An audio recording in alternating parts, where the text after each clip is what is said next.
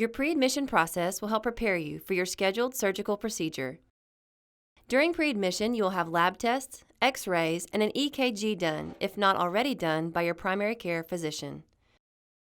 One of the pre-admission registered nurses will speak with you about your medical history and medications. So please bring your current medications and their original bottles to your pre-admissions appointment. During your appointment, one of the registrars will ask demographic information like your address, phone number, insurance information, and financial arrangements. St. Michael Pre-Admission is located by driving from Summerhill Road on St. Michael Drive and turning right into the second entrance to CHRISTUS St. Michael. You will see a sign noting Cancer Center Pre-Admission Center. Pre-admission is located on the first floor. Expect to be in the pre-admission area for approximately 2 hours. Your surgeon's office nurse will instruct you what time to arrive at the hospital on the day your surgery is scheduled.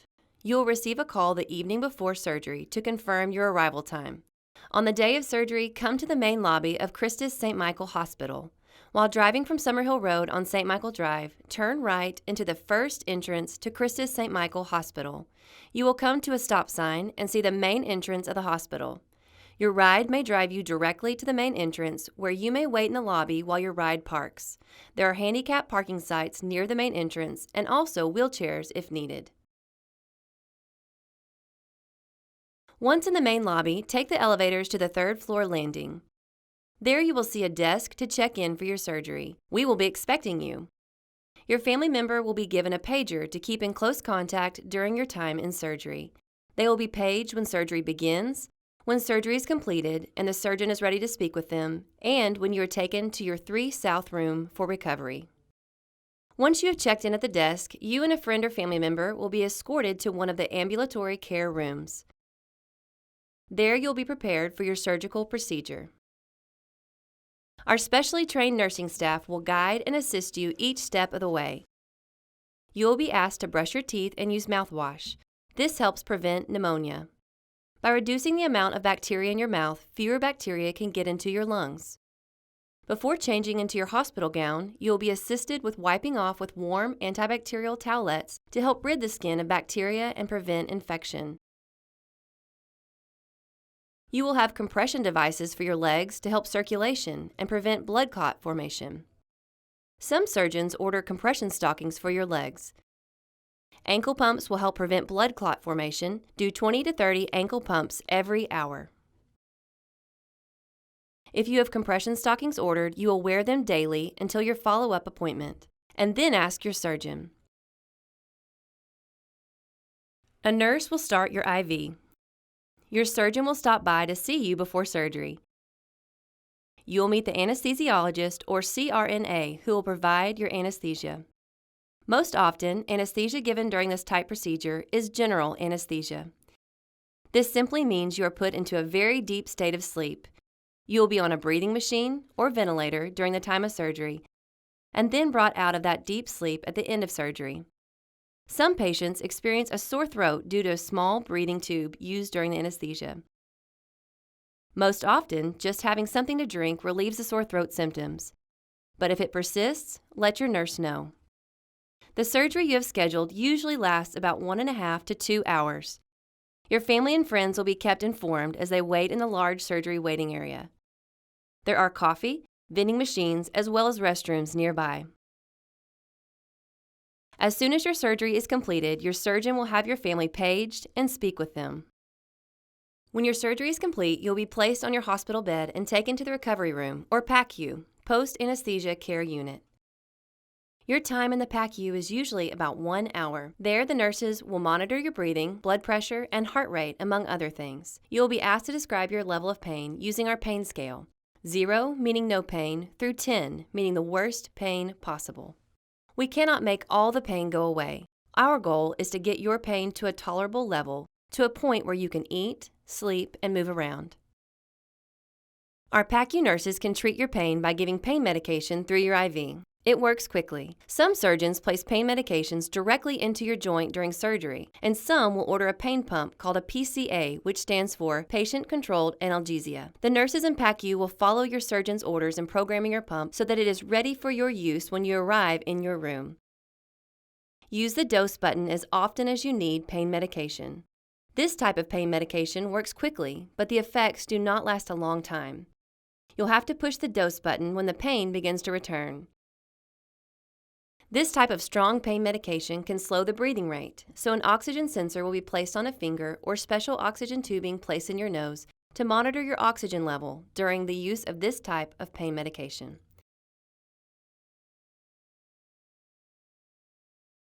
It is important to know that the PCA dose button is only to be pushed by the patient, not any family or friends. The pain pump will be discontinued the morning after surgery, but don't worry, you will have other medication for pain that will last longer than the PCA dose generally lasts. Anti-inflammatories along with other non-narcotic analgesics will be used to help control your pain and discomfort. You must request oral pain pills. They are not brought on a schedule. It will generally take about 15 to 20 minutes for you to receive the medication after requests are made, so ask for the medication when your discomfort begins to increase. If you have not received medication within 30 minutes of your request, please call again. Most often, oral pain medication is prescribed every 4 hours as needed.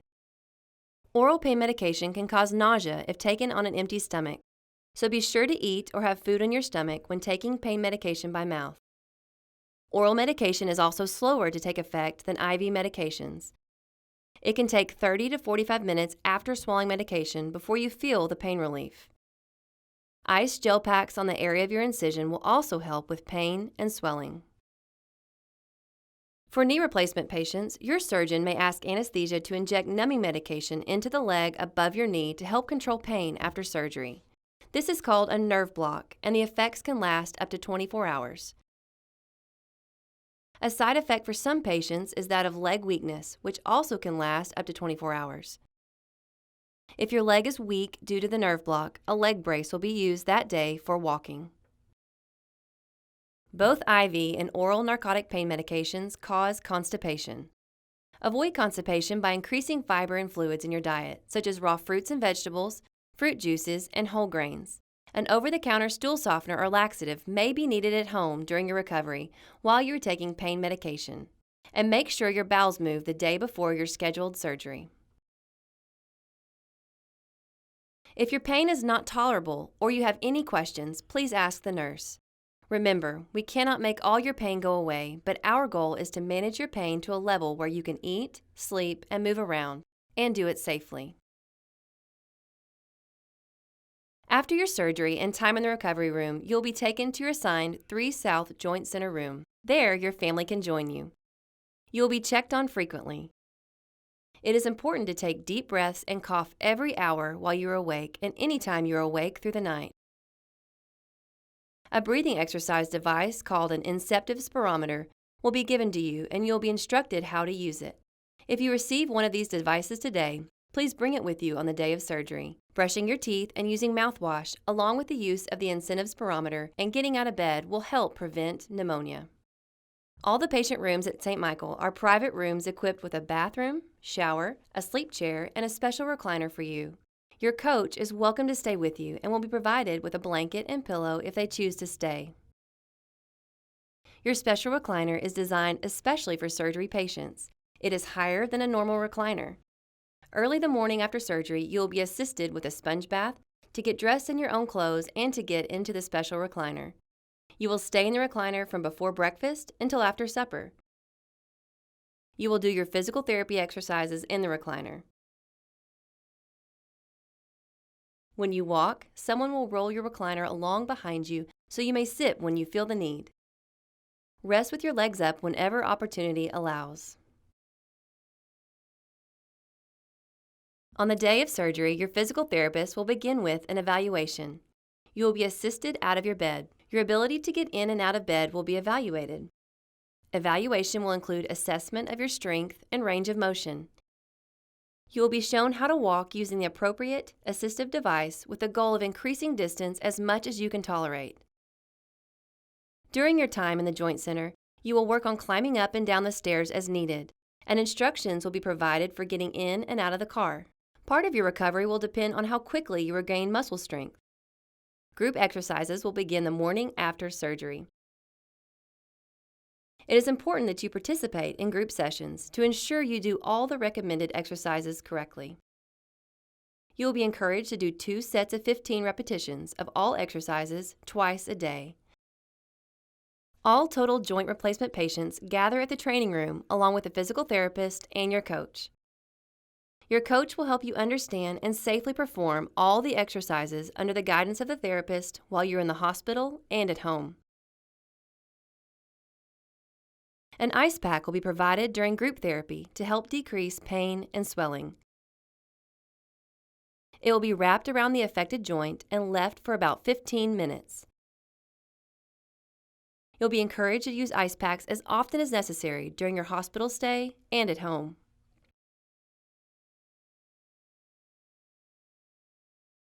Your occupational therapist will complete an evaluation the morning after surgery. Your ability to get in and out of the chair to the bedside commode will be evaluated at that time. The evaluation will also include an assessment of your upper body, range of motion, strength, your ability to perform self-care, and any medical equipment you may need at home. For those of you receiving a total hip replacement, you will be shown how to observe hip precautions while using a rolling walker, positioning yourself in bed, getting in and out of a tub or shower, as well as a vehicle. Following these simple precautions will help keep your hip from dislocating. You will be educated on how to prevent your hip from dislocating while performing laundry tasks or retrieving things out of the refrigerator by using long-handled devices. You will follow these total hip precautions for approximately 3 months or the recommendations provided by your orthopedic surgeon. You will practice using a dressing stick or reacher to take your pants off and on. You will learn to use a sock aid to put on socks, and you'll be educated to put on shoes using a long shoehorn. You'll be taught on safety precautions in the home such as floor hazards and safety with pets. Your occupational therapist will educate you on any other adaptive equipment you may need at that time. Your safety is very important to us. Because of your surgery, equipment, floor surfaces, and other differences from your normal home setting, you will be considered a high risk for falls. Initially, only the nurses and the therapist are allowed to assist you out of bed and to walk. As your ability to transfer and ambulate improves, your coach will be allowed to assist you. Always call for assistance with any need.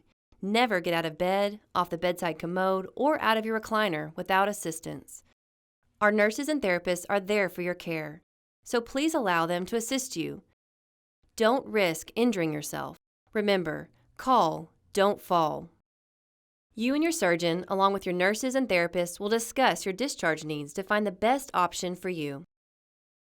A case manager will stop by your room to help make arrangements for any home equipment needs, like a walker or bedside commode, and any outpatient or home health physical therapy arrangements you may need. The majority of patients are discharged to their home with continuing therapy provided by home health or at an outpatient facility. Outpatient physical therapy requires you to go from your home to therapy with someone driving you, usually 3 times a week for a length of time ordered by your surgeon, usually several weeks. Home health can be provided for those who have difficulty going from their home to therapy. The physical therapist will come to your home about 3 times a week for a length of time ordered by your surgeon. As you improve and it is not as difficult to leave your home, you may wish to change to outpatient therapy. Your surgeon's office can make those arrangements. Inpatient rehab may be needed for some patients. A rehab consult will be ordered if your surgeon feels inpatient rehab is best for you. You will be evaluated for certain requirements of rehab and your insurance contacted for approval. Those discharged to an inpatient rehab will be transported from their hospital room to the rehab by transport van. The length of time in an inpatient rehab varies according to the patient's progress and insurance benefits. The length of stay in CHRISTUS St. Michael's Center for Joint Replacement varies according to the type of surgery you have. When you're medically stable, you will be discharged, usually after the morning group exercise session around noon. As you prepare for your surgery, it is important for you to know possible complications and how to prevent them. Blood clots are possible after any surgery. By wearing the stockings and compression devices beginning just prior to surgery, doing ankle pumps, ambulating soon after surgery, and having anticoagulants or blood thinners after surgery, your risk of developing a blood clot is decreased. Infection is another risk of surgery. You will receive a small bottle of chlorhexidine from a pre-admission nurse. You should begin showering with this antibacterial solution daily, beginning 3 days before your surgery. It is important that you have a total of 3 showers using this solution. Follow the bottle instructions. Do not wash your face with this solution as it can be irritating. After being released from the hospital, you should begin using liquid soap like Liquid Dial. By washing daily with a liquid soap, not bar soap, you will reduce your risk of infection. Wash your hands often or use an alcohol hand cleanser. Insist that anyone checking your incision or changing your dressing always wash their hands first. Do not rub, scratch, or touch your incision. You will receive instructions about how to change your bandage and when you may get your incision wet. Do not allow pets to be near your incision. In the future, inform your dentist that you have had joint replacement surgery. He will likely have you take an antibiotic before the dental appointment or procedure to prevent joint infection. Inform any healthcare provider that will be performing invasive procedures about your new joint. They will decide if an antibiotic is necessary. As you prepare for your hospital stay, pack for about 2 to 3 days. Planned length of stay is 1 to 2 days. You should bring comfortable walking shoes, no flip-flops or boots. Loose-fitting, elastic-waist, long gym shorts work best, comfortable shirts or tops. A light jacket or sweater, pajamas, and any personal care items you may want. If you use a CPAP machine at home, please bring yours as it will have your settings and a mask that you are used to. If you already have a rolling walker, please bring it and be sure to put your name on it. We will have walkers for you to use while in the hospital if needed. Bring your current home medications in their original bottles. You can prepare your home now before surgery for your return by doing a few simple things. Since you'll be using a walker for a short time, make sure a walker will fit in the areas you will need to go, like beside your bed, through the living and dining kitchen areas and bathroom. Most walkers are about 28 to 30 inches wide. Sometimes furniture is too close to allow a walker to pass, so you may need to make adjustments. Remove any throw rugs or anything that can cause you to trip and fall. Choose a chair that has arms. If your chair is low, try adding a cushion or folded quilt to raise the seat level. This will help you to stand up easier during your recovery period until you regain leg strength. A good rule of thumb is the seat of your chair should be about the same level or higher than the bend of your knee. Chairs that rock, roll, or swivel are not good choices. You will not need a hospital bed for your home. Your regular bed will work unless it is very low, which could cause problems standing from a low surface. Do put clean sheets on your bed before coming to the hospital for your surgery. This will help reduce your risk of infection. Safeguard your bathroom.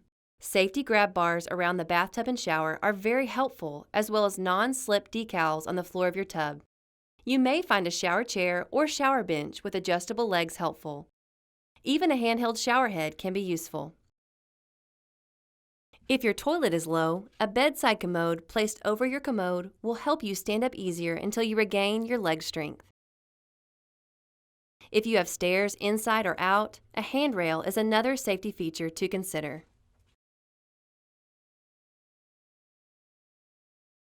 Plan to ride in the front seat of your vehicle when you are released from the hospital.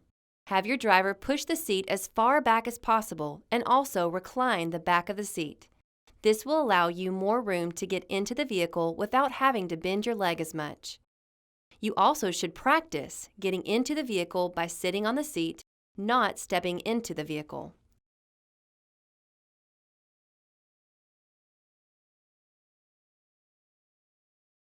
Good luck with your surgery.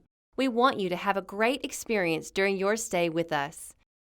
Please let us know of any needs you may have. If you have any questions, you may contact us. Thank you for choosing CHRISTUS St. Michael Center for Joint Replacement.